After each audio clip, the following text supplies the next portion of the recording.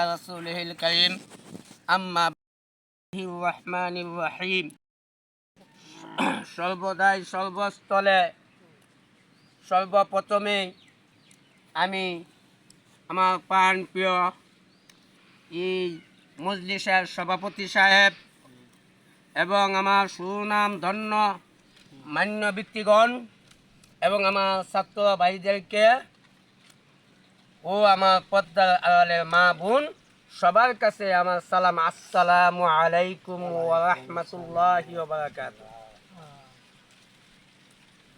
ভাই দোস্ত বুজুর্গ, আমি এই কোনো বক্তব্য নিয়ে আসিনি। আমি এই কোনো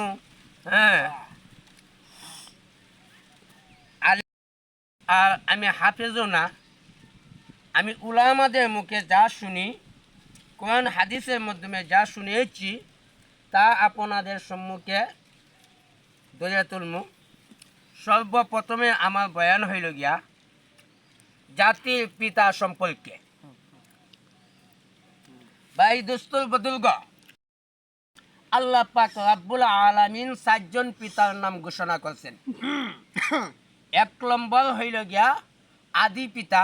আপনি আমার আদি পিতা। এই পৃথিবীতে যারা আইছেন সকলেই আদি পিতা একজন, যিনি হযরত আদম আলাইহিস সালাম।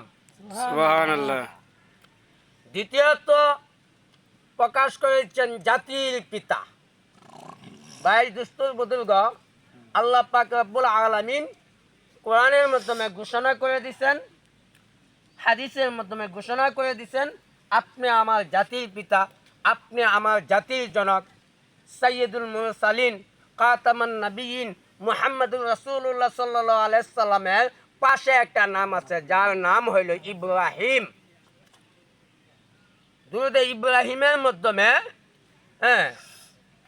এই নাম দেওয়া আল্লাহ পাক রব্বুল আলামিন ঘোষণা করে দিয়েছেন আল্লাহর খলিল ইব্রাহিম আলাইহিস সালাম, আল্লাহর খলিল।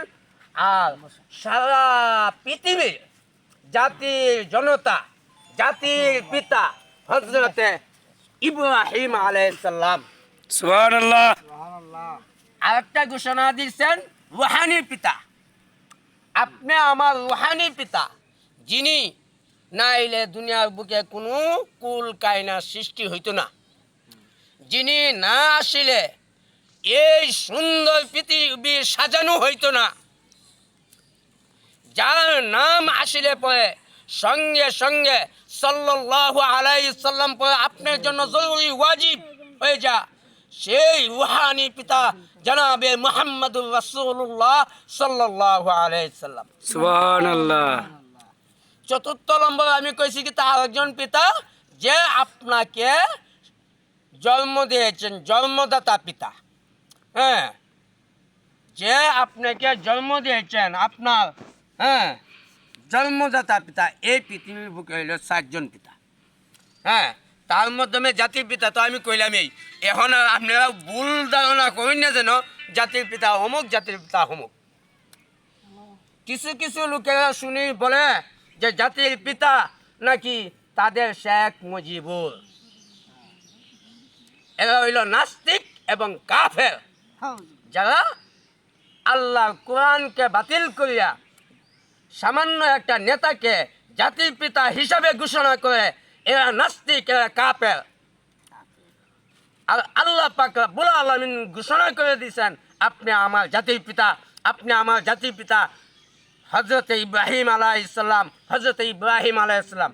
এইটাই হইল সঠিক, এইটাই হইল আল্লাহ পাক রব্বুল আলামিনের নৈকট্য হাসিলের পিতা। আর কয় কি আমরা দলের মাধ্যমে একজন আসুন যারা ঘোষণা করে জাতির পিতা। তারা জাতির জনক নেতা বলতে পারবেন, তারা জাতির জনক নেতা বলতে পারবেন। সে দেশকে স্বাধীন করেছে তাই বললে সেই যে জাতির জনক, না না, তার সঙ্গে আরও তো কয়েকজন আছে জাতির জনক, তারা কয়েকজনই। এখন উল্লেখিতভাবে যদি আমি একজনে বলি যে শেখ মুজিবুর জাতির পিতা, শেখ মুজিবুর জাতির পিতা, তা আমি নাস্তিক, আমি কাফের, আমি মুনাফিক। এই জন্য ভাই, আপনি আমি যা কিছু বলি, যা কিছু আমরা করি, আল্লাহকে রাজি খুশি করার উদ্দেশ্য নিয়েই করি। আর আমাদের কথাগুলি, আমাদের ভাষাগুলি যাতে নাস্তিকের কথার মাধ্যমে না জাগে, মুনাফিকের কথার মাধ্যমে না জাগে, কাফেরদের কথার মাধ্যমে না জাগে, এইভাবে আমরা চলব এবং এইভাবে আমরা মান্য করব, যাতে আপনার জন্য আমার জন্য সবাই খুশি থাকে, আল্লাহও খুশি থাকে। সুবহানাল্লাহ। জানি এই বলে আমার আজকের বক্তব্য আমি সমর্থন করিলাম। আসসালামু আলাইকুম ওয়া রাহমাতুল্লাহি ওয়া বারাকাতুহু। ওয়ালাইকুম আসসালাম রহমতুল্লাহি বারাকাতুহু। এখন আপনাদের সম্মুখে যিনি বক্তব্য পেশ করবেন, আমাদের সুনামগঞ্জের কৃতি সন্তান, যিনি কথা বলবেন, আমাদের সুনামগঞ্জের সুনামধন্য ব্যক্তি মোহাম্মদ ময়না মিয়া তালুকদার। আমি ময়না মিয়া তালুকদারকে মঞ্চে হাজির হইয়া এই সম্পর্কে অল্প কত সময় বয়ান পেশ করার জন্য বিশেষভাবে আমন্ত্রিত।